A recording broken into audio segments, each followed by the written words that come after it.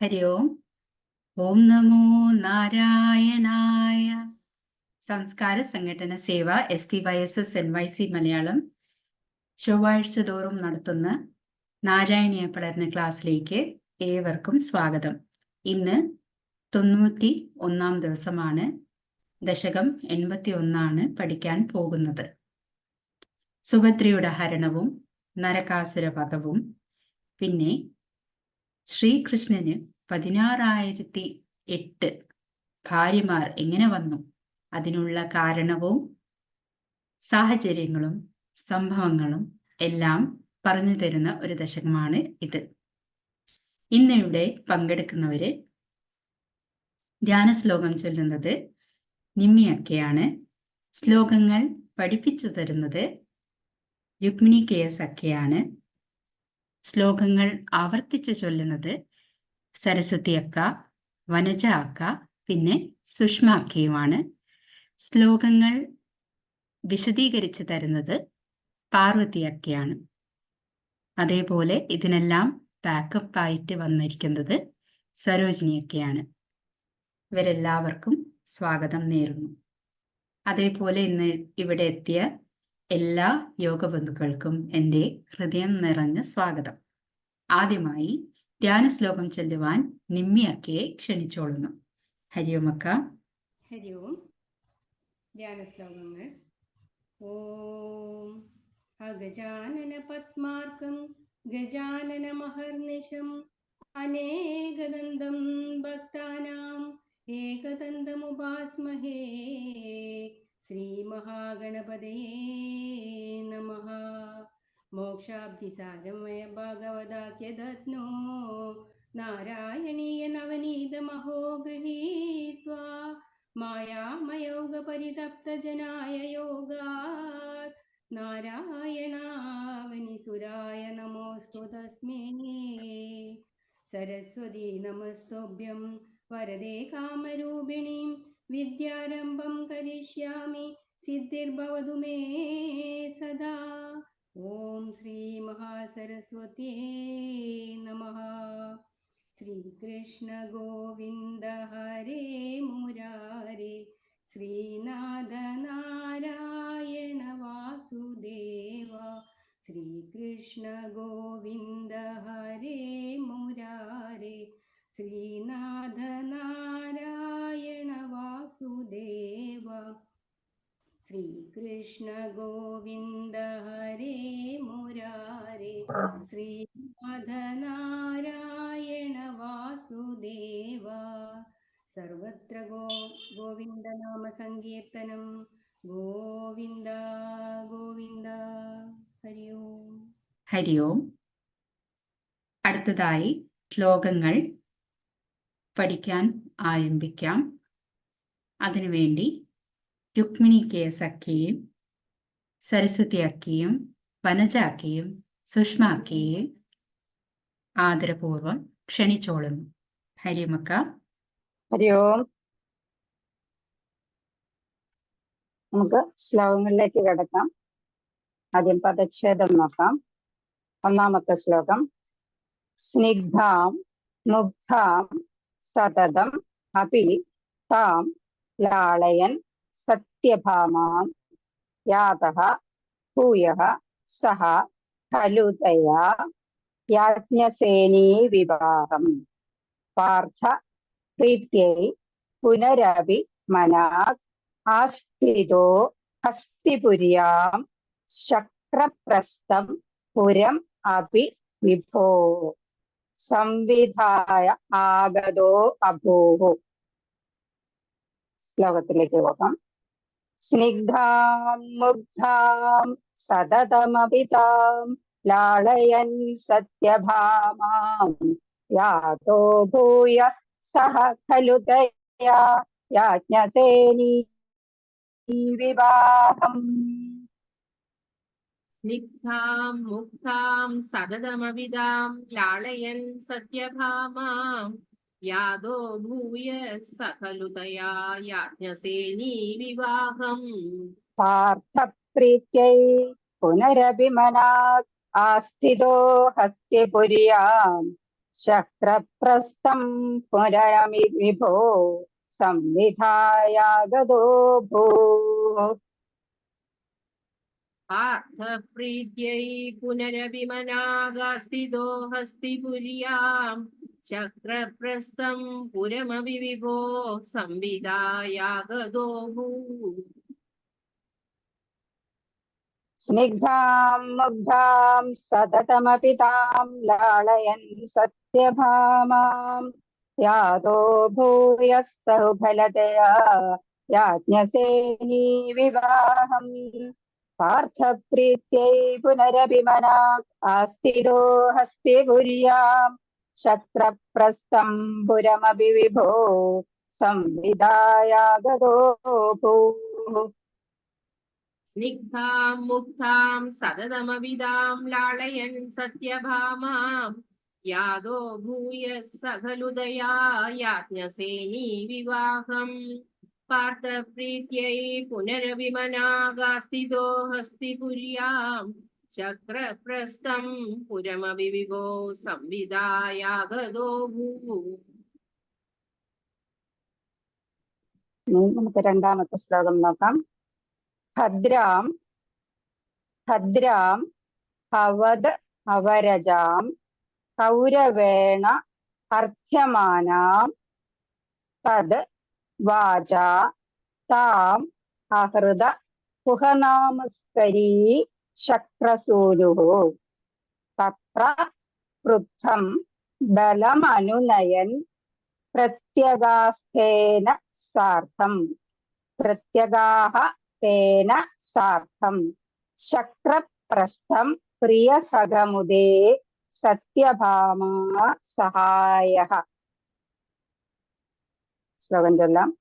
ഭദ്രാം ഭദ്രാം ഭവദവരജാം കൗരവേണാർത്ഥ്യമാനാം തദ്വാജാ താമഹൃത കുഹനാമസ്കരീ ശക്രസൂനുഃ.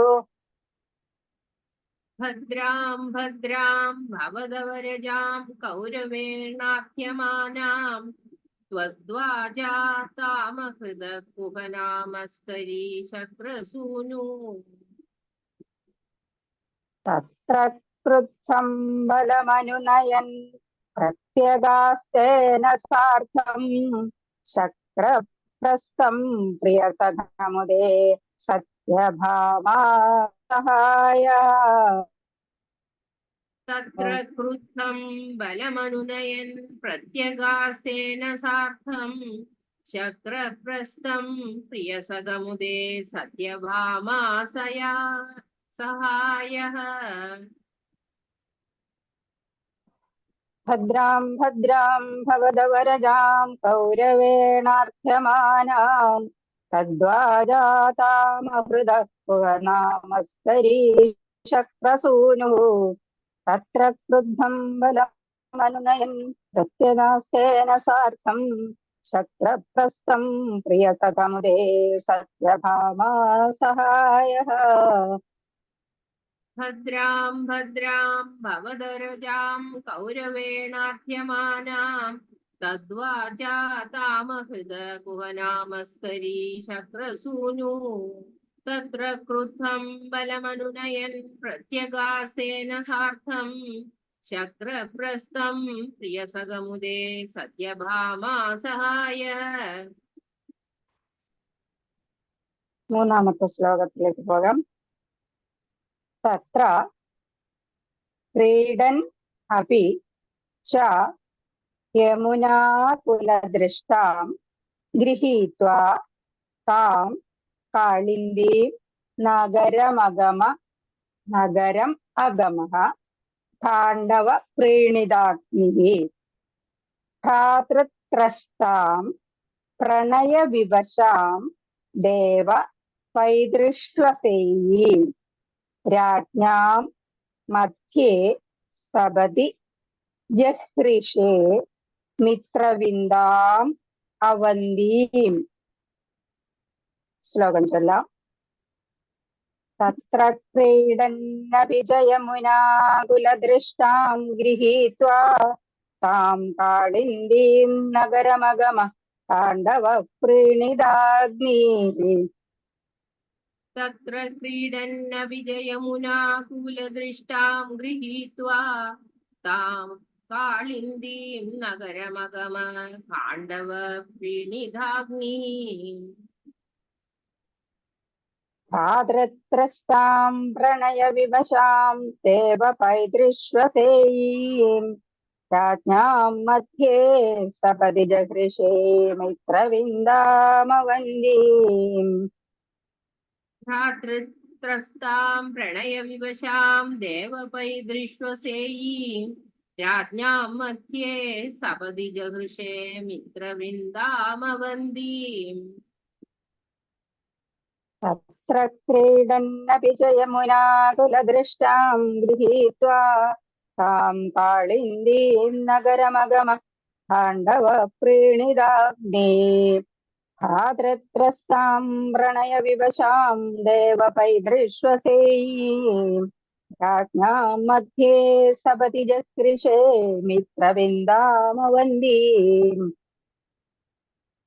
തത്ര ക്രീഡന്നവിജയമുനാകുലദൃഷ്ടാം ഗൃഹീത്വാ താം കാളിന്ദീം നഗരമഗമ പാണ്ഡവ പ്രീണിതാഗ്നി ഭ്രാതൃത്രസ്താം പ്രണയവിവശാം ദേവപൈതൃശ്വസേയീം രാജ്ഞാം മധ്യേ സപതി ജഹൃഷേ മിത്രവിന്ദാമവന്ദീം. നാലാമത്തെ ശ്ലോകം. പദച്ഛേദം.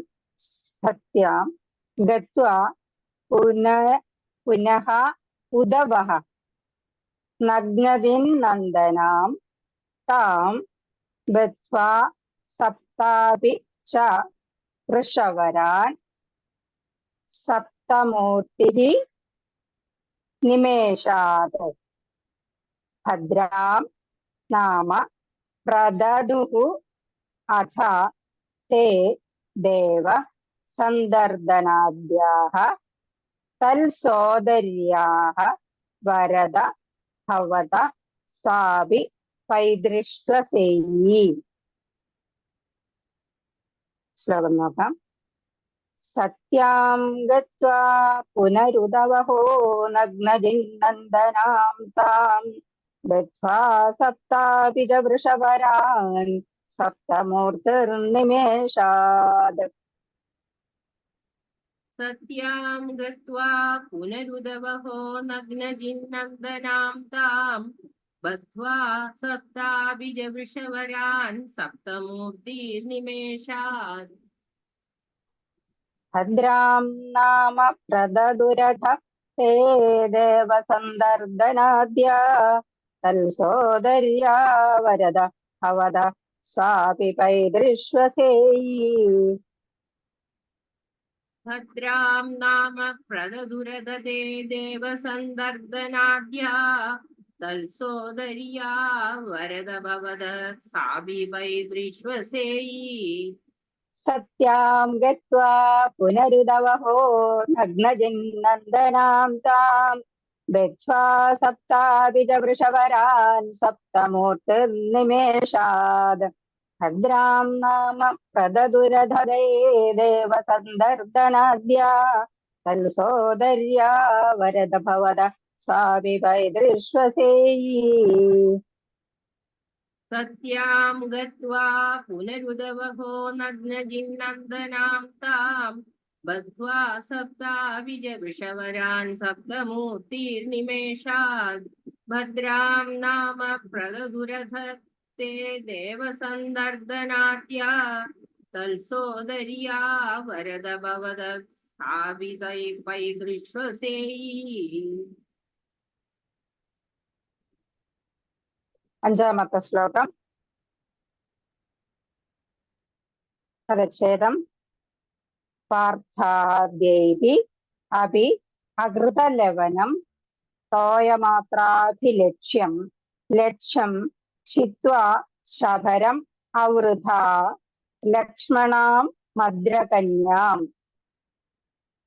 അഷ്ട ഏവം തവ സമഭവൻ വല്ലഭാ തത്ര മധ്യേ വല്ലഭഃ തത്ര മധ്യേ ശുശ്രോധ ത്വം സുരപതിഗിരാ ഹൗമധു ചേഷ്ടിതാനി.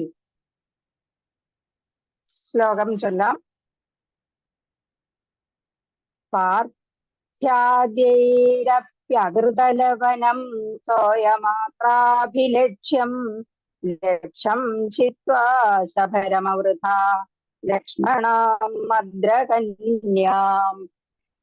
പാർത്ഥാദൈര്യപ്യകൃതലവനം തോയമാത്രാഭിലക്ഷ്യം ലക്ഷ്യം ചിത്വാ ശപരമവൃതാ ലക്ഷ്മണാം മദ്രകന്യാം.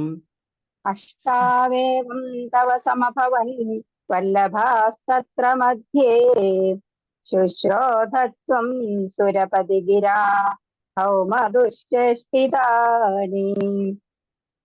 അഷ്ടാവേവം തവ സമഭവൻ വല്ലഭാസ്തത്ര മധ്യേ ശുശ്രോതത്വം സുരപതിഗിരാ ഭൗമദുശ്ചേഷ്ടിതാനി.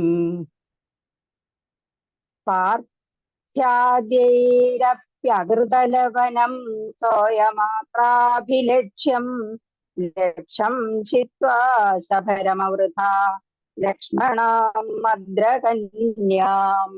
അഷ്ടാവേവം തവ സമഭവൻ വല്ലഭാസ്തത്ര മധ്യേ ശുശ്രോധത്വം സുരപതിഗിരാ ഹൗമധുശ്ചേഷ്ടിതാനി. പാർത്ഥാദൈരപ്യകൃതലവനം തോയമാത്രാഭിലക്ഷ്യം ലക്ഷ്യം ചിത്വാ ശപരമവൃതാ ലക്ഷ്മണാം മദ്രകന്യാം.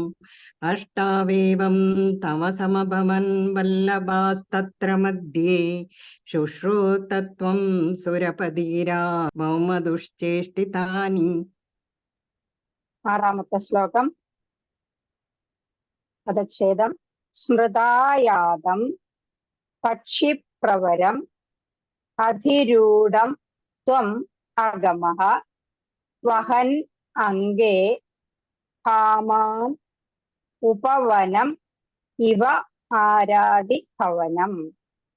വിഭിന്ദൻ ദുർഗാണി ത്രുടിതപൃതനാ ശോണിതരസൈ പുരം താവത് പ്രാഗ്ജ്യോതിഷം അപുരുധാഃ ശോണിതപുരം. ശ്ലോകം നോക്കാം. സ്മൃതായാതം പക്ഷിപ്രവരം അധിരൂഢസ്ത്വമഗമോ വഹന്നംഗേ ഭാമാമുപവനമിവാരാധി ഭവനം. സ്മൃതായാതം പക്ഷിപ്രവരമതിരൂഢസ്ത്വമഗമോ വഹന്നംഗേ ഭാമാം ഉപവനമിവാരാധി ഭവനം.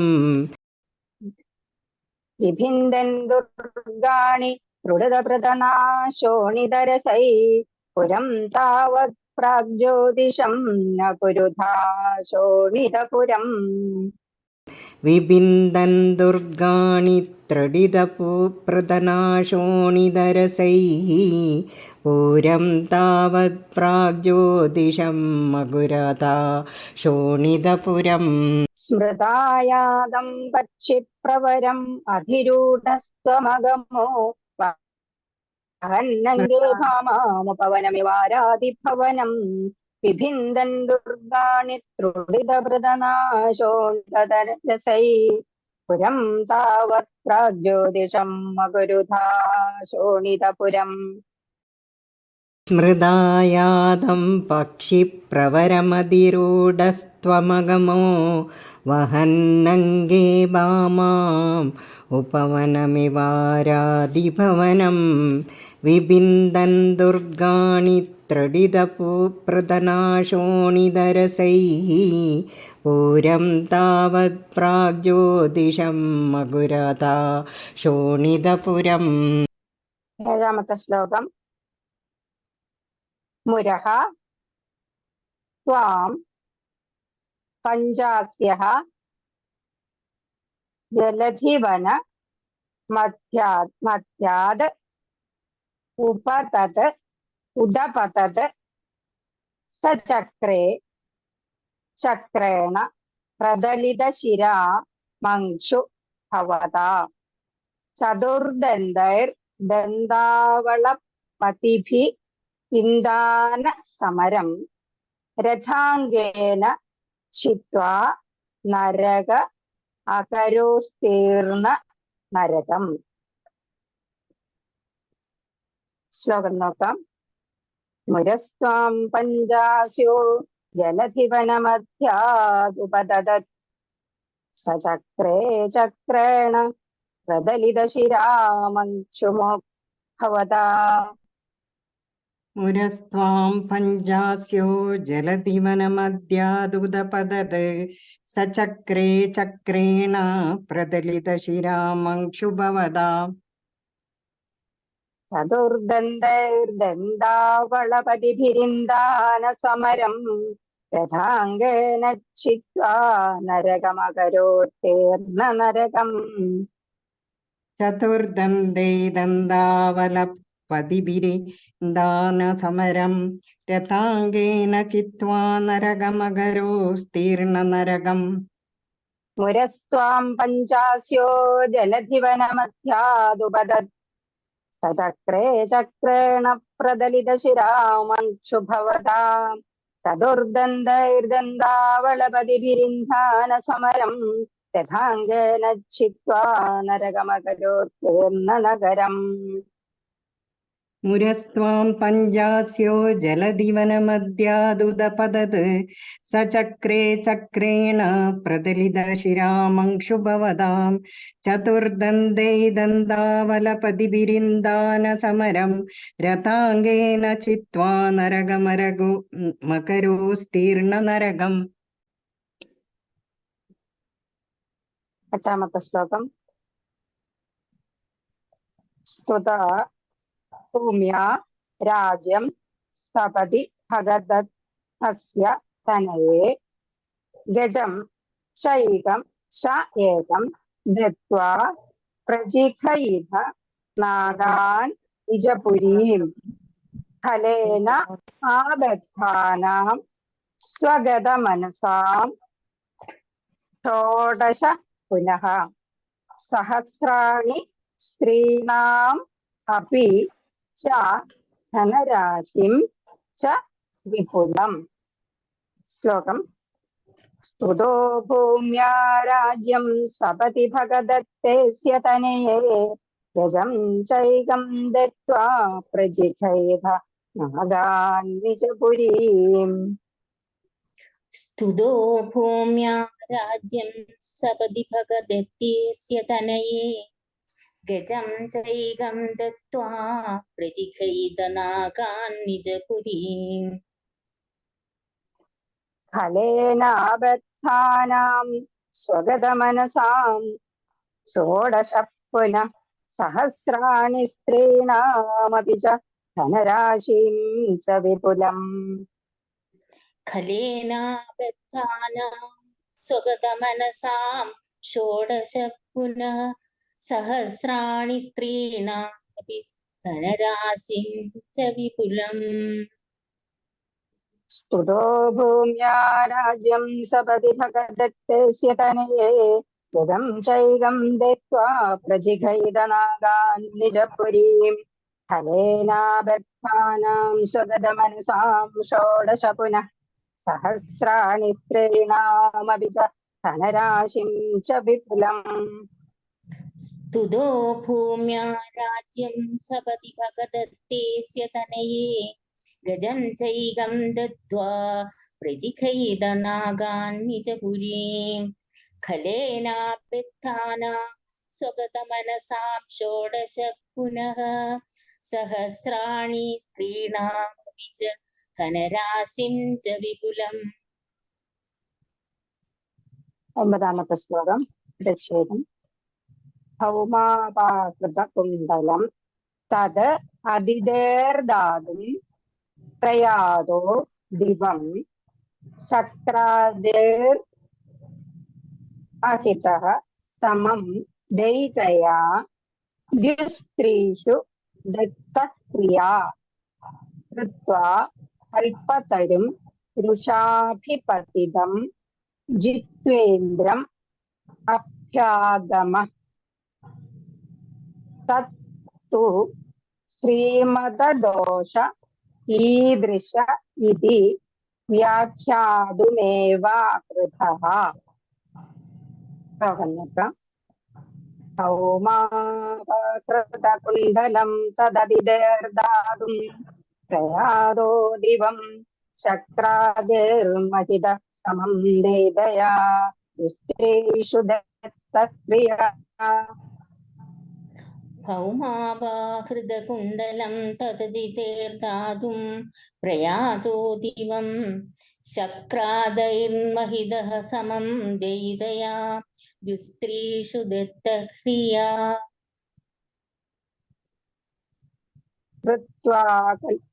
कृत्वा कल्पतरुं दिशाभिपतितं जित्वेन्द्रम् अभ्यागम तत्तु श्रीमददोष ईदृश इति व्याख्यातुमेव कृतः। कृत्वा कल्पतरुं रुषाभिपतितं जित्वेन्द्रमर्भाग्यमः तत्तु श्रीमददोष ईदृश इति व्याख्यातुमेव कृताः। जित्वेन्द्रम् अभ्यागम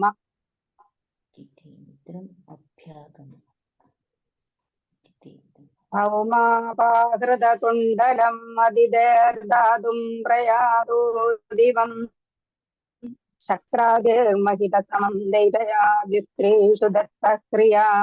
कृत्वा कल्पतरुं रुषाभिपतितं जित्वेन्द्रमभ्यागम तत्तु श्रीमददोष ईदृश इति व्याख्यातुमेव कृता। भौमाभाहृतकुण्डलं तददितेर्दातुं प्रयातो दिवं शक्रादैर्महितसमं दयितया द्युस्त्रीषु दत्तक्रियां। कृत्वा कल्पतरुं वरुषाभिपतितं जितेन्द्रमभाग्यमः तत्तु श्रीमददोष ईदृश इति व्याख्यातुमेव कृतः। पतामः श्लोकम्। कल्पद्रुं सत्यभामा पवनभुवि सृजन्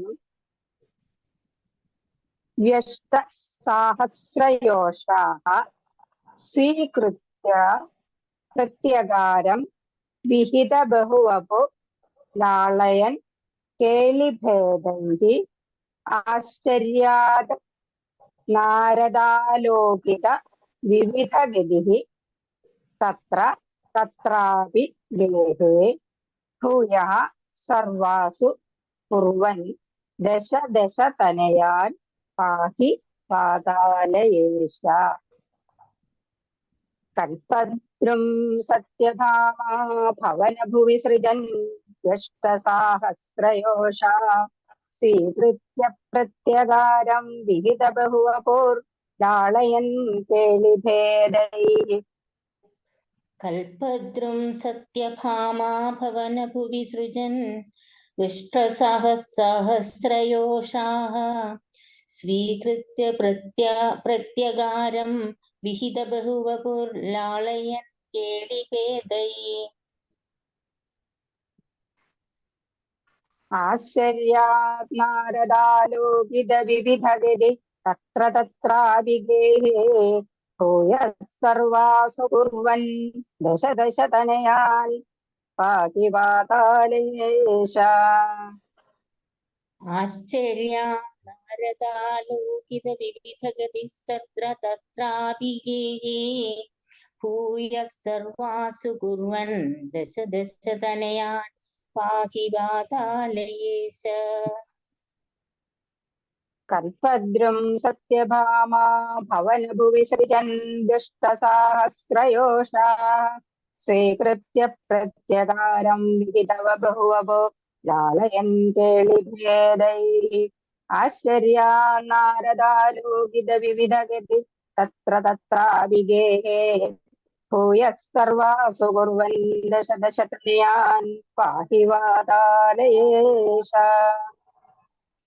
कल्पद्रुं सत्यभामा भवनभुवि सृजन् पृष्ठसहस्रयोषाः स्वीकृत्य प्रत्यगारं विहितबहुवपुर्लाळयन् केलिभेदै आश्चर्या नारदालोकितविविधगति तत्र तत्रापि गेहे भूय सर्वासु कुर्वन् दश दशतनयान् पाहि वातालयेश। सर्वत्र गोविन्द नाम संकीर्तनं गोविन्द गोविन्द। हरि ओम्। ഹരി ഓം. ഹരി ഓം അക്ക. അടുത്തതായി ശ്ലോകങ്ങളുടെ വിശദീകരണത്തിന് വേണ്ടി പാർവതി അക്കയെ ക്ഷണിച്ചോളുന്നു. ഹരി ഓം അക്ക. ഹരിയോ. ഒന്നാമത്തെ ശ്ലോകത്തിന്റെ എന്താ അറിയോ?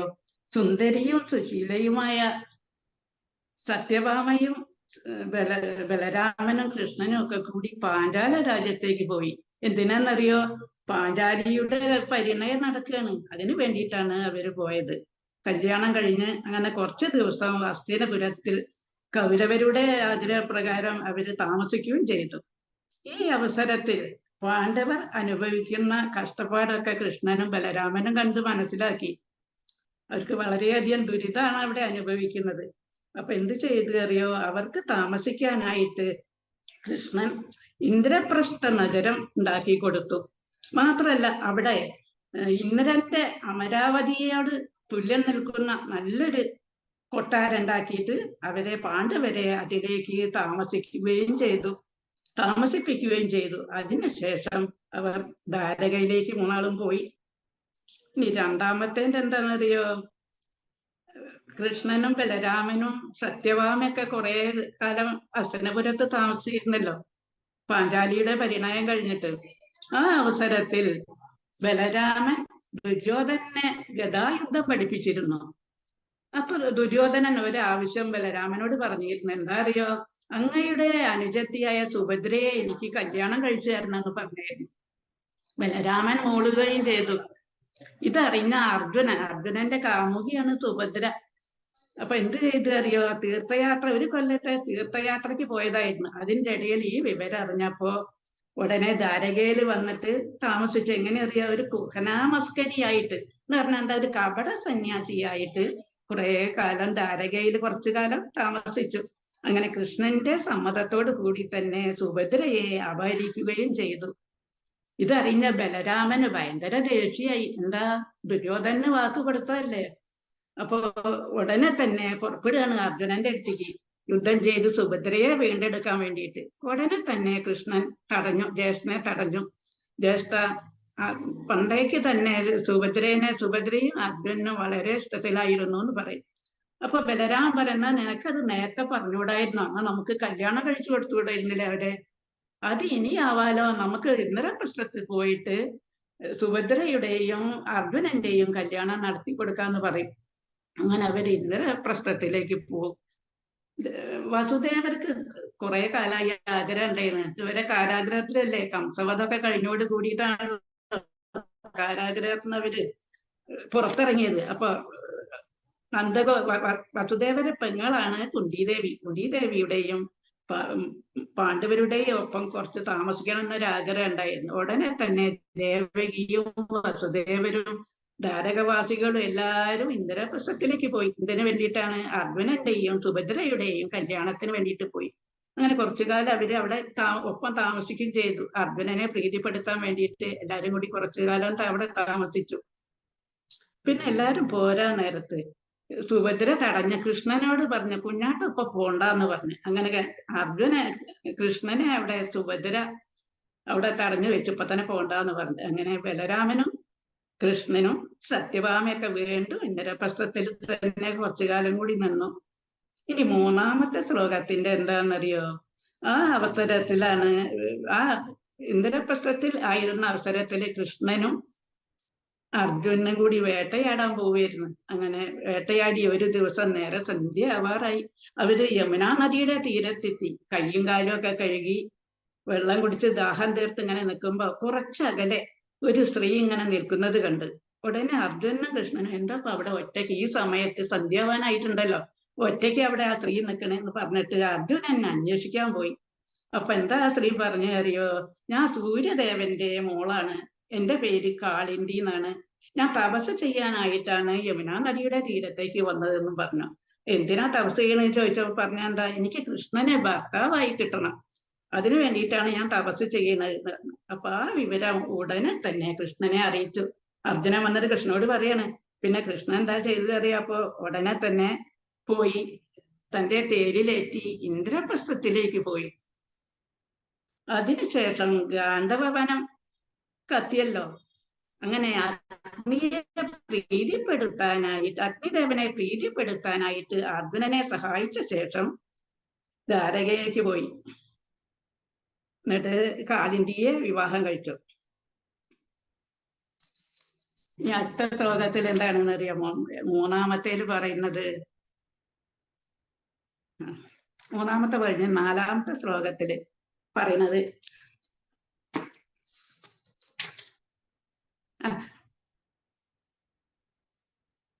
കൃഷ്ണന്റെ അച്ഛൻ മകള് രാജാതിദേവി, എവിടേക്കാ അറിയോ? അതിനെ അവന്തി രാജാവാണ് കല്യാണം കഴിച്ചിട്ടുള്ളത്. അവർക്ക് 3 മക്കൾ ഉണ്ടായിരുന്നു. ആരൊക്കെയാണ്? വിന്ദനും അനുവിന്ദനും മിത്രവിന്ദ. അതിൽ ആ വിന്ദനും അനുവിന്ദനൊക്കെ ദുര്യോധനന്റെ ഭാഗത്തുള്ള ആൾക്കാരാ, ആ പക്ഷത്തുള്ളവരാണ്. അപ്പൊ പേടിച്ചിട്ട് ഈ മിത്രവിന്ദയ്ക്ക് പറയാനും വയ്യ, നേരത്തെ കൃഷ്ണനെ ഭർത്താവായി മനസ്സിൽ സങ്കല്പിച്ചതായിരുന്നു. അപ്പൊ അതറിഞ്ഞ കൃഷ്ണൻ മിത്രവിന്ദയെയും രാജാക്കന്മാരുടെ ഇടയിൽ വെച്ച് അപഹരിച്ചു, കല്യാണം കഴിക്കുകയും ചെയ്തു. ഇനി നാലാമത്തെ ശ്ലോകം നമുക്ക് നോക്കാം. ഒരു ദിവസം അർജുനനും സുഭദ്രയും കൂടി ദ്വാരകയിലേക്ക് പോവുകയായിരുന്നു. അപ്പൊ കോസലത്തിൽ എത്തിയപ്പോ കുറെ രാജാക്കന്മാരുണ്ട് ഇങ്ങനെ പോണ് കോസല രാജ്യത്തേക്ക്. അപ്പൊ എന്താന്ന് അന്വേഷിച്ചപ്പോ എന്താണ്, അവിടെ നഗ്നജിത്തിന്റെ മകളാണ് സത്യാദേവി. ആ സത്യാദേവിയുടെ സ്വയംവരാണ്. അവിടെ ഒരു മത്സരം വെച്ചിട്ടുണ്ട്. എന്താ അറിയോ? 7 കൂറ്റൻ കാളകളുണ്ട്. ആ 7 കാളകളെയും ഒരേ സമയത്ത് ഒരു കയറ് കൊണ്ട് ആരാണോ ബന്ധിക്കുന്നത്, ആ യുവാവിനാണ് സത്യാദേവിയെ കല്യാണം കഴിച്ചു കൊടുക്കുക. അങ്ങനെ ഒരു മത്സരം വെച്ചിട്ടുണ്ട്. ഒരുപാട് ആൾക്കാർ പോണുണ്ട്. കുറെ ആൾക്കാർ മത്സരത്തിൽ പരാജയപ്പെട്ട് എന്നൊക്കെ വിവരം അറിഞ്ഞ് ഉടനെ തന്നെ ദ്വാരകയിൽ വന്നിട്ട് അർജുനൻ ഈ വിവരം പറയാണ് കൃഷ്ണനോട്. നമുക്കൊന്ന് പോയാൽ എന്താ? അപ്പൊ കൃഷ്ണ ആദ്യം പറഞ്ഞു, ഏയ് അത് വേണ്ട. ഉടനെ അർജുനൻ പ്രോത്സാഹിപ്പിക്കുകയാണ്. അല്ല, ഏതൊക്കെ രാജാക്കന്മാരാണ് പരാജയപ്പെട്ടതെന്ന് അറിയാലോ, മാത്രല്ല നമുക്ക് കാളപ്പോരും കാണാം എന്ന് പറഞ്ഞ് അങ്ങനെ രണ്ടാളും കൂടി കോസല രാജ്യത്തേക്ക് പോയി. അപ്പൊ നഗ്നജിത്തിന് സന്തോഷായി കണ്ടപ്പോ മനസ്സിൽ അദ്ദേഹം വിചാരിച്ച്, കൃഷ്ണൻ എന്തായാലും ഈ മത്സരത്തിൽ പങ്കെടുക്കുകയാണെങ്കിൽ ജയിക്കും, എന്നാ എന്റെ സത്യയെ കൃഷ്ണന് കല്യാണം കഴിച്ചു കൊടുക്കായിരുന്നു. ഇതുവരെ ആരും ഈ മത്സരത്തിൽ ജയിച്ചിട്ടും ഇല്ലല്ലോ എന്നൊക്കെ ഇങ്ങനെ മനസ്സിൽ വിചാരിക്കുക. മാത്രല്ല സത്യ അറിഞ്ഞ കൃഷ്ണൻ വന്ന വിവരം. അപ്പൊ സത്യയും കൃഷ്ണനെ ഭർത്താവായി കിട്ടാൻ വേണ്ടിയിട്ട് ഇങ്ങനെ പ്രാർത്ഥിക്കുകയാണ്. അങ്ങനെ അർജുനനും നഗ്നജിത്തും കൃഷ്ണനൊക്കെ കുശല പ്രശ്നങ്ങൾ നടത്തുന്നതിന്റെ ഇടയ്ക്ക് അർജുനൻ പറഞ്ഞു, കൃഷ്ണൻ മത്സരം കാണാൻ വേണ്ടി മാത്രമല്ല വന്നത്, അതിൽ പങ്കെടുക്കാനും കൂടിയാണെന്ന്. അപ്പൊ നഗ്നജിത്തിന് നല്ല സന്തോഷായി. ഉടനെ തന്നെ മത്സരം നടക്കുന്ന സ്ഥലത്തേക്ക് പോയി. വലിയൊരു മൈതാനാണ്, ഒരുപാട് ആൾക്കാർ ചുറ്റുഭാഗം നിൽക്കുന്നുണ്ട്. ഒരു ഭാഗത്ത് പരാജയപ്പെട്ട രാജാക്കന്മാരിയ്ക്കുന്നുണ്ട്, അപകടം പറ്റിയവരും ഒക്കെ എല്ലാവരും ഇരിക്കുന്നുണ്ട്. കൃഷ്ണനാണ് ഇനി മത്സരിക്കുന്നതെന്ന് അറിഞ്ഞപ്പോ കോസലവാസികൾ ഒരുപാട് ആൾക്കാർ ഈ മത്സരം കാണാൻ വേണ്ടിയിട്ട് വന്നിട്ടുണ്ട്. അങ്ങനെ കൃഷ്ണൻ അർജുനനെ നോക്കുകയാണ്. അർജുനനെ കണ്ണിറുക്കി കാണിച്ചു കൊടുക്കുകയാണ്, പ്രോത്സാഹിപ്പിക്കാണ്, പോയിക്കോളൂ പോയിക്കോളൂ എന്ന് പറഞ്ഞിട്ട്. അങ്ങനെ നഗ്നജിത്ത് മത്സരക്കളരിയിലേക്ക് കൊണ്ടുപോയി. അവിടുന്ന് ഈ കാളകളൊക്കെ ഇരുമ്പഴിന്ന് വിളിച്ച് തുറന്നു വിട്ടു.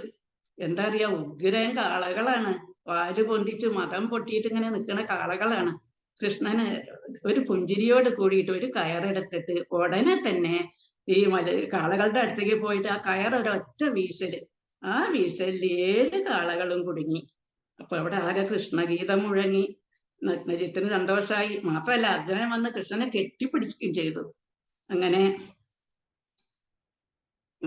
സ്വയംവര പന്തലിലേക്ക് കൃഷ്ണനെ നഗ്നജിത്ത് കൊണ്ടുവന്നു. രാജാവിന്റെ വേക്കിലായിട്ട് സത്യയും വരണമാല്യവുമായിട്ട് വന്നിട്ടുണ്ട്.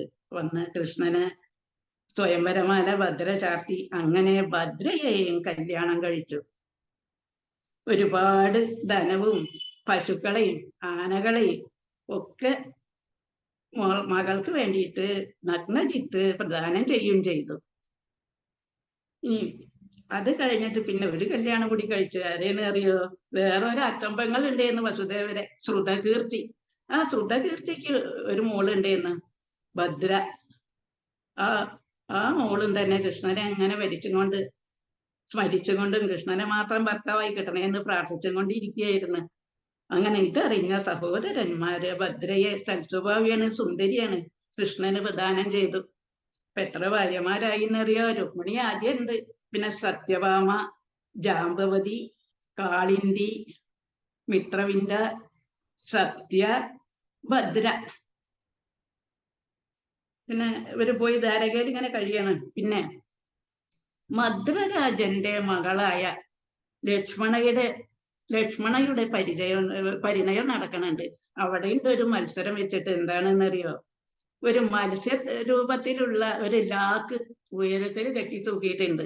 അതിന്റെ പ്രതിബിംബം വെള്ളത്തിൽ മാത്രമേ കാണുള്ളൂ. അത് നോക്കിയിട്ട് ആ ലാക്ക് ഇത് മുറിക്കണം. ഒരുപാട് ആൾക്കാര് മഹാന്മാര് പരിശ്രമിച്ചിട്ടും പറ്റിയിട്ടില്ല. അർജുനന് പോലും പറ്റാത്ത സംഗതിയാണ്. കൃഷ്ണൻ പോയി ഉടനെ തന്നെ ആ ലാക്ക് ഇത് മുറിച്ചിട്ടു, ഇത് താഴത്തേക്കിട്ടു. അങ്ങനെ ഭദ്രരാജന്റെ മകളായ ലക്ഷ്മണയെയും കല്യാണം കഴിച്ചു. ലക്ഷ്മണ 4 മഹാലക്ഷണങ്ങളോട് കൂടിയതാണ്. സുന്ദരിയും സുശീലയും ഒക്കെയാണ്. എല്ലാ ലക്ഷണങ്ങളും ഒത്തൊരു പെണ്ണാണ് ലക്ഷ്മണ. അങ്ങനെ എത്ര പത്നിമാരായി എന്നറിയോ? 8 ആരൊക്കെയാണ്? രുക്മിണി, ജാമ്പവതി, സത്യഭാമ, കാളിന്തി, മിത്രവിന്ധ്യ, സത്യ, ഭദ്ര, ലക്ഷ്മണ. അങ്ങനെ ആ 8 പത്നിമാരോടും കൂടിയിട്ട് ദ്വാരകയിൽ പോയിട്ട് സുഖമായി വസിച്ചു. ആർക്കും ഒരു പരിഭവമില്ല, എല്ലാരെയും ഒരുപോലെ. ഓരോരുത്തരും കൃഷ്ണനെ എപ്പോ ആഗ്രഹിക്കുന്നുവോ അവരുടെ മുന്നിൽ കൃഷ്ണൻ അതേ സമയത്ത് തന്നെ എത്തുന്നുണ്ട്. ആർക്കും ഒരു ആക്ഷേപമില്ലാതെ സുഖമായി കഴിയായിരുന്നു. ഈ അവസരത്തില് ഇന്ദ്രൻ ദേവലോകത്ത് നരകാസുരന്റെ ഒരുപാട് പരാക്രമം ഉണ്ടായി. എന്തൊക്കെ അറിയോ? ഇന്ദ്രനെ യുദ്ധം ചെയ്ത് തോൽപ്പിച്ചു. മാത്രല്ല അതിഥി ദേവിയുടെ ദേവമാതാവാണ് അതിഥി ദേവി. അവരുടെ പണ്ടങ്ങളൊക്കെ അതും അപഹരിച്ചു, കയ്യേറ്റം ചെയ്യും ചെയ്തു. അങ്ങനെ അവർക്ക് ഇരിക്കപ്പൊറുതി ഇല്ലാതെയായി. അപ്പൊ അവർ കൂടി ആലോചിച്ചു, എല്ലാവരും കൂടി എന്താ ഇനി ചെയ്യുക? ഈ നരകാസുരനെ ആർക്കാണ് നിരക്കി നിർത്താൻ കഴിയുക? അപ്പൊ അഭിപ്രായം വന്ന് കൃഷ്ണന് മാത്രമേ നരകാസുരനെ ശല്യം നിർത്താൻ കഴിയുള്ളൂ എന്ന് തീരുമാനിച്ച് ഉടനെ തന്നെ ഇന്ദ്രൻ ദ്വാരകയിലേക്ക് പോയി കൃഷ്ണനോട് ഈ കാര്യമൊക്കെ പറയാണ്. അപ്പൊ കൃഷ്ണൻ പറഞ്ഞു, നിങ്ങൾ പോയിക്കോളൂ, നരകാസുരനെ ഞാൻ കാണുന്നുണ്ട് പറഞ്ഞ് അങ്ങനെ ഇന്ദ്രൻ പോരുകയും ചെയ്തു. ഇനി 6ാമത്തെ ശ്ലോകാട്ടോ. അങ്ങനെ ഈ നരകാസുരൻ എന്ന് പറഞ്ഞാൽ ആരാണ് അറിയാം? ഭൂമിദേവിയുടെ പുത്രനാണ്. കൃതയുഗത്തിൽ ഹിരണ്യാക്ഷൻ ഭൂമിയെ സമുദ്രത്തിൽ കൊണ്ടുപോയി ഒളിപ്പിച്ചു. ഉടനെ തന്നെ വിഷ്ണുദേവൻ എന്താ ചെയ്തു അറിയോ? വരാഹമൂർത്തിയായിട്ട് അവതരിച്ച് ഭൂമിയെ തന്റെ തേറ്റമേ കൊണ്ടിച്ചു. ആ അവസരത്തിൽ ഭൂമിദേവിക്കുണ്ടായ മോനാണ് നരകാസുരൻ. ഭൂമിദേവിക്ക് പരിഭ്രമായി. അപ്പൊ ഭഗവാനോട് ചെന്ന് പറയാ, വിഷ്ണുവിനോട്, ഇനി എന്താ ചെയ്യാ? അപ്പൊ പറഞ്ഞു, ഒന്നും പേടിക്കണ്ട, എന്റെയും കൂടി മകനല്ലേ, നല്ലൊരു അസുര രാജാവായിട്ട് കുറെ കാലം നാട് ഭരിക്കുന്നു പറഞ്ഞു. അപ്പൊ ഭൂമിദേവിക്ക് വീണ്ടും സംശയം, ഇങ്ങനെ നമ്മുടെ മോനെ ഒരു അസുരനായി തീർന്നത് എന്ന് ചോദിക്കും. അപ്പൊ പറയാണ്, ഹിരണ്യാക്ഷനെ സ്പർശിച്ചത് മൂലം ദേവി അശുദ്ധയായി. വിഷ്ണു പറയുന്നതാണ്, ആകുലയുമായി, അതുകൊണ്ടാണ് അസുരനായി മകൻ പിറന്നത് എന്ന് പറഞ്ഞു. അപ്പൊ ഭൂമിദേവിക്ക് ഭയങ്കര സങ്കടമായി. ഉടനെ തന്നെ അവിടുന്ന് പോവുകയും ചെയ്തു. ഈ നരകാസുരൻ കൃതയുഗത്തിലാണ് ജനിച്ചതെങ്കിലും ത്രേതായുഗം കഴിഞ്ഞ് ദ്വാപര യുഗത്തിലാണ് ഭയങ്കര പരാക്രമം തുടങ്ങിയത്. ഭൂമിയിലുള്ള എല്ലാ രാജാക്കന്മാരെയും യുദ്ധം ചെയ്ത് തോൽപ്പിച്ചു. അവരൊക്കെ തടവിലാക്കി. സുന്ദരിമാരായ ഒരുപാട് യുവതികളെ തന്റെ കൊട്ടാരത്തിൽ കൊണ്ട് ബലമായി പിടിച്ചു വെച്ചിട്ട് പാർപ്പിച്ചു. അങ്ങനെയൊക്കെ ഒരുപാട് പരാക്രമം ചെയ്തിട്ടുണ്ട്. ഭൂമിയിലത്തെ കഴിഞ്ഞിട്ടാണ് പിന്നെ ദേവലോകത്തേക്ക് പരാക്രമം കാണിക്കാൻ പോയത്. എവിടെയെന്ന് അറിയോ? വാസസ്ഥലം നരകാസുരന്റെ പ്രാഗ്ജ്യോതിഷപുരം എന്ന് പറഞ്ഞ സ്ഥലത്താണ്. അങ്ങനെ കൃഷ്ണൻ ഗരുഡനെ മനസ്സിൽ വിചാരിച്ചപ്പോൾ ഗരുഡൻ പ്രത്യക്ഷപ്പെട്ടു.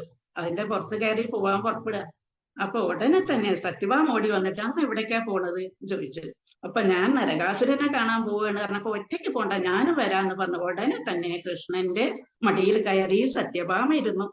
അങ്ങനെ അവര് പോയി. പ്രാഗ്ജ്യോതിഷപുരം ലക്ഷ്യാക്കിയിട്ട് ഗരുഡൻ പറന്നു. അങ്ങനെ അവസാനം ആ പ്രാഗ്ജ്യോതിഷപുരം കണ്ടു. അപ്പൊ കൃഷ്ണന് തന്നെ ഭയങ്കര ഒരു സംശയം, ഇങ്ങനെ ഇപ്പൊ ഇവിടെ കയറി കൂടുക, ഇങ്ങനെ കടക്കുക എന്നൊക്കെ വിചാരിച്ചു. എങ്ങനെ അറിയോ, ചുറ്റുപാടും ഈ പ്രാഗ്ജ്യോതിഷപുരത്തിന്റെ ചുറ്റുപാടും വലിയ പർവ്വതങ്ങളാണ്. അതിനടുത്തായിട്ട് വലിയ കയം, അതിൽ നിറച്ചു വെള്ളമുണ്ട്. അതിന്റെ അപ്പുറത്ത് ഏത് സമയത്തും കത്തുന്ന തീയാണ്. പിന്നെ ഈ കോട്ടയുടെ മതിലെങ്ങനെയാണെന്നറിയോ, മൂർച്ചയുള്ള വാൾത്തലപ്പ് കൊണ്ട് ഉണ്ടാക്കിയതാണ്. ഇങ്ങനെയൊക്കെ ഇവിടെ കിടക്കുക എന്ന് വിചാരിച്ചു. എന്തായാലും ഗരുഡനോട് താഴെ ഇറങ്ങാൻ പറഞ്ഞു. അങ്ങനെ ഭൂമിയിൽ ഇറങ്ങി. ഉടനെ തന്നെ തന്റെ ഗത കൊണ്ട് കൃഷ്ണൻ പർവ്വതമൊക്കെ തച്ചുടച്ചു. മാത്രല്ല ഈ വെള്ളം, കയറ്റിലുള്ള വെള്ളം വറ്റിക്കും ചെയ്ത്. ആത്മശാസ്ത്രം പ്രയോഗിച്ചിട്ട് ആ വെള്ളം വറ്റി. പിന്നെ തീ, വരുണാസ്ത്രം അയച്ചിട്ട് തീയും കെട്ടു.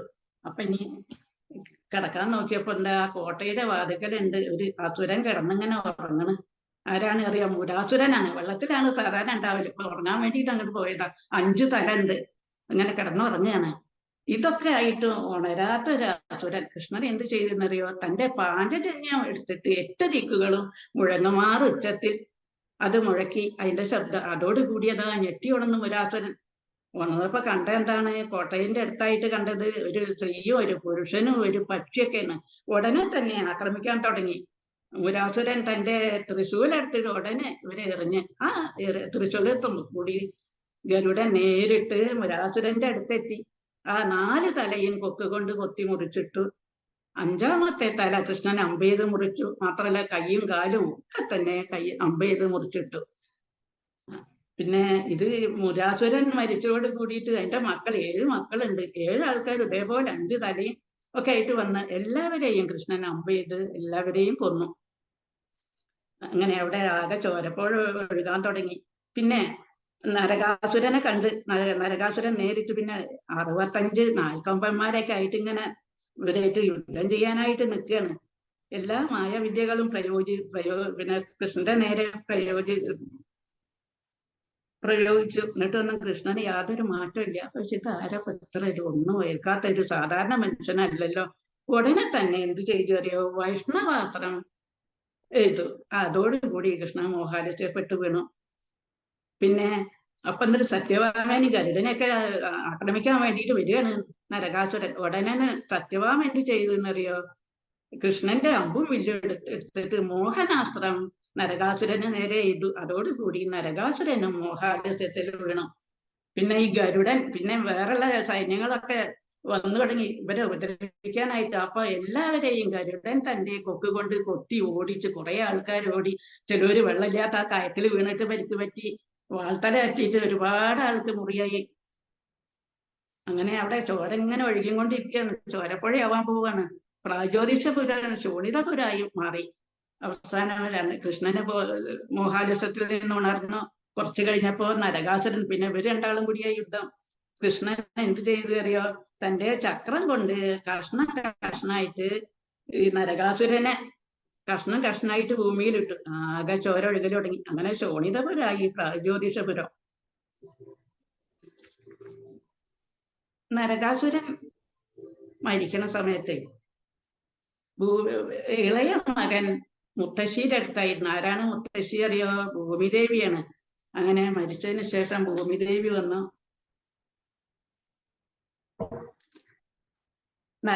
മകനെയും കൊണ്ട് വരികയാണ്. ഇനി 7ാമത്തെ ശ്ലോകം നോക്കുക നമ്മള്. 7ാമത്തേൽ എന്താണ്, ഈ മുരാസുരനെ നരകാസുരനെ എല്ലാരെയും കൊന്നിട്ട് അവർക്ക് മോക്ഷം കൊടുത്തു ഭഗവാൻ. ആ നരകത്തിൽ നിന്ന് കയറ്റിയിട്ട് മോക്ഷം കൊടുത്തു. അതാണ് 7ാമത്തെ ശ്ലോകത്തില്. 8ാമത്തെ ശ്ലോകത്തില് ഭൂമിദേവി വന്ന് പറയാണ് കൃഷ്ണനോട്, ഇനി ഈ ചെറിയ മോനാണിത്, ഇവന്റെ പേര് ഭഗദത്തൻ എന്നാണ്, ഇവന് ഇനി രാജ്യം കൊടുക്കണം, രാജാവായി വാഴിക്കണം എന്നൊക്കെ പറയും. അപ്പോൾ ഉടനെ തന്നെ കൃഷ്ണൻ അഭിഷേകം ചെയ്ത് രാജാവാക്കി.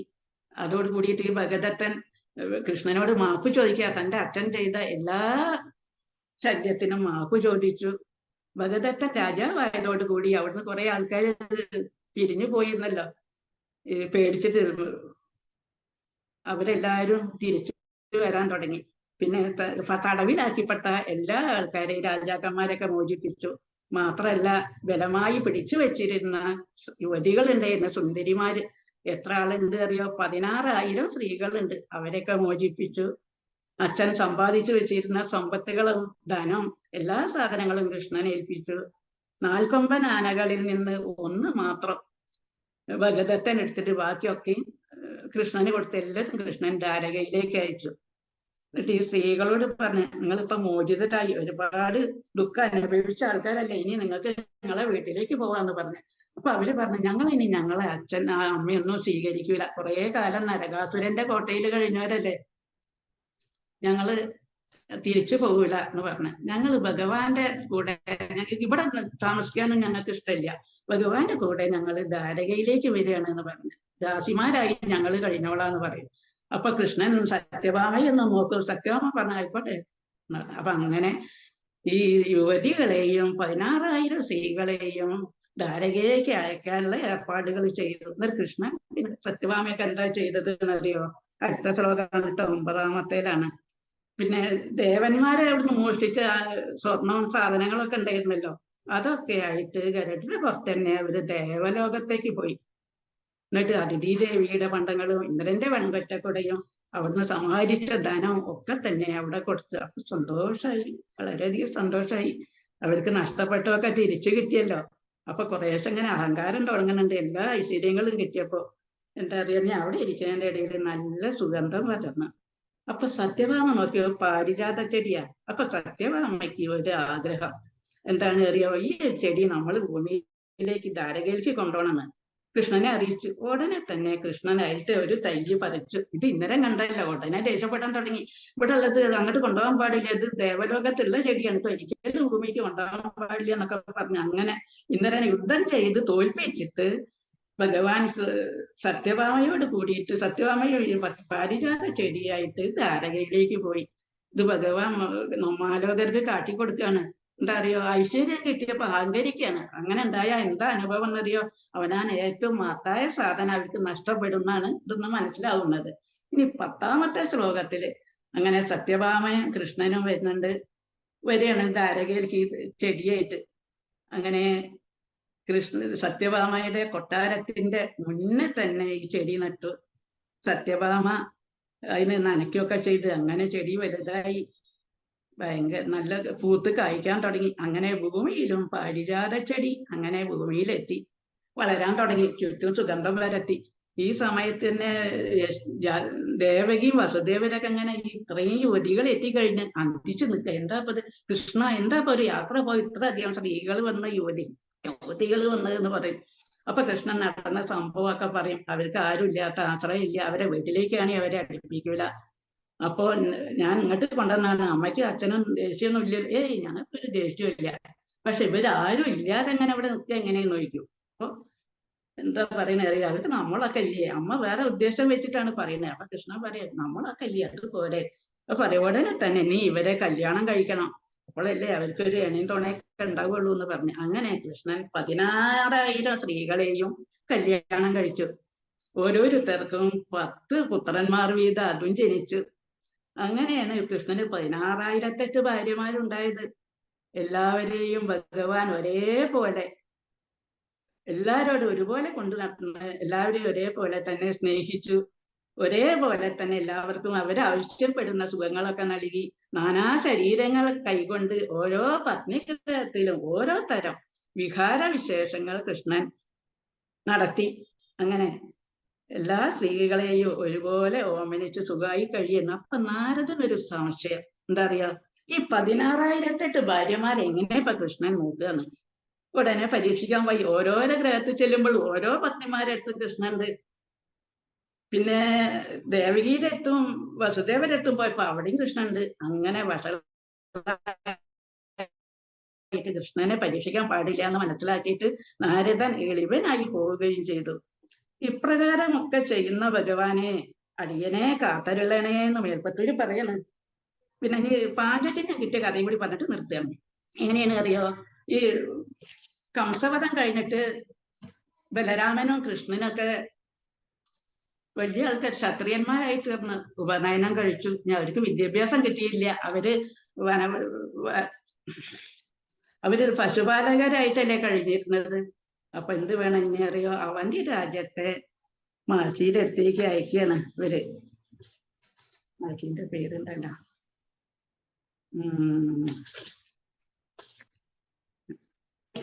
മഹർഷിന്റെ പേര് മറന്നു.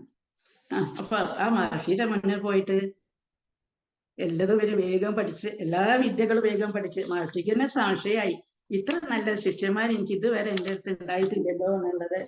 ഒറ്റ ആൾക്കാരും എൻ്റെ കൂടെ ഉണ്ടായിട്ടില്ലല്ലോ എന്ന്. സാന്ദീപനി മഹർഷിയുടെ അടുത്താണ് പോയത് കേട്ടോ, പേര് മറന്നാണ്.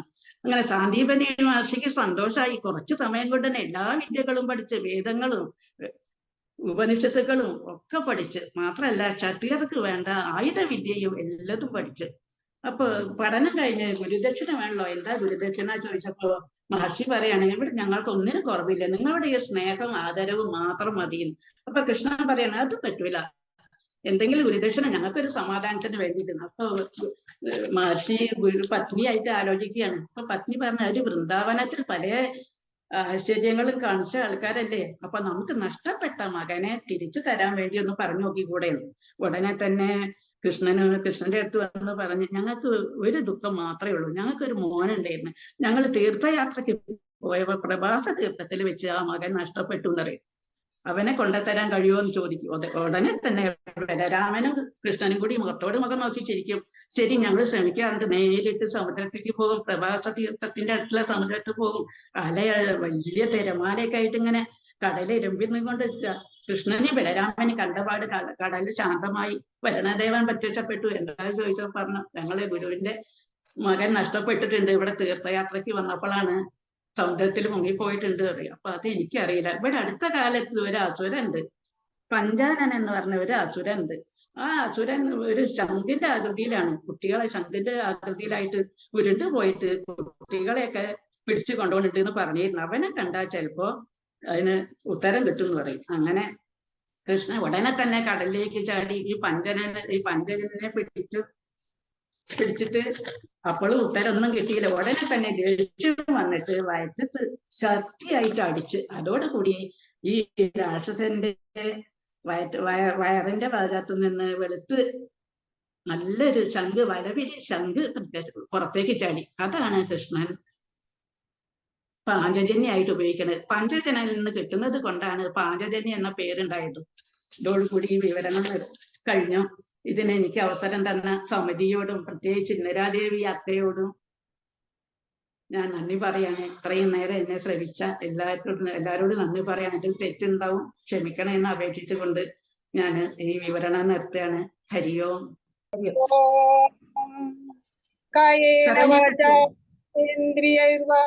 ബുദ്ധ്യാത്മനാ വാ പ്രകൃതേ സ്വഭാവാത് കരോമി യദ്യത് സകലം പരസ്മൈ നാരായണായേതി സമർപ്പയാമി. സർവം നാരായണായേതി സമർപ്പയാമി. സർവം നാരായണായേതി സമർപ്പയാമി. ഹരി ഓം. ഹരി ഓം അക്ക. അങ്ങനെ നാരായണീയ പഠനം ദശകം 81 ഇന്ന് ഇവിടെ പൂർത്തീകരിച്ചിരിക്കുകയാണ്. ഇന്നിവിടെ പങ്കെടുത്തവര് ധ്യാനശ്ലോകം ചൊല്ലിയ നിമ്മിയക്കയ്ക്ക്, ശ്ലോകങ്ങളെ പഠിപ്പിച്ചു തന്ന രുക്മിണി KS അക്കയ്ക്ക്, ശ്ലോകങ്ങൾ ആവർത്തിച്ചു പറഞ്ഞ് സരസ്വതി അക്ക, വനജാക്ക, സുഷ്മ അക്കയ്ക്ക്, പിന്നെ ശ്ലോകങ്ങളെ വിശദീകരിച്ച പാർവതി അക്ക, പിന്നെ ബാക്കപ്പായി വന്ന സരോജിനി അക്ക, ഇവർക്കെല്ലാവർക്കും എൻ്റെ ആദരപൂർവം നന്ദി അറിയിക്കുന്നു. അതേപോലെ സമിതിയ സംഘാടകരായ ഗോപണ്ണ, ജിൽജക്ക, സിന്ധു അക്ക, പിന്നെ പ്രത്യേകിച്ചും ഇന്ദിര അക്ക, ഈ നാരായണീയ പഠനം വളരെ മനോഹരമായി വിജയകരമായി നടത്തിക്കൊണ്ടുപോകുന്ന ഇന്ദിര അക്കക്ക് സമിതിയുടെ പേരിലും എൻ്റെ പേരിലും ആദരപൂർവ്വം നന്ദി അറിയിക്കുന്നു. അതേപോലെ ഇന്നിവിടെ എത്തി എല്ലാം ശ്രവിച്ചും ഉൾക്കൊണ്ടും വന്ന എല്ലാ യോഗ ബന്ധുക്കൾക്കും എൻ്റെ പേരിലും സമിതിയുടെ പേരിലും നന്ദി അറിയിക്കുന്നു.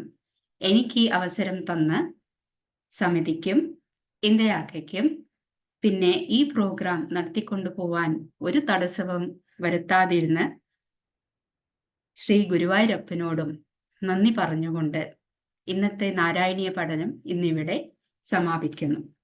എല്ലാവരും നേരെ ഇരിക്കാം. കൈകൾ നമസ്കാരസ്ഥിതി. ലോക കല്യാണ മന്ത്രം ചൊല്ലാം. കണ്ണുകൾ അടച്ച്. ഓം സർവേ ഭവന്തു സുഖിനഃ, സർവേ സന്തു നിരാമയാ, സർവേ ഭദ്രാണി പശ്യന്തു, മാ കശ്ചിത് ദുഃഖഭാഗ് ഭവേത്. ഓം ശാന്തി ശാന്തി ശാന്തി. ഹരി ഓം.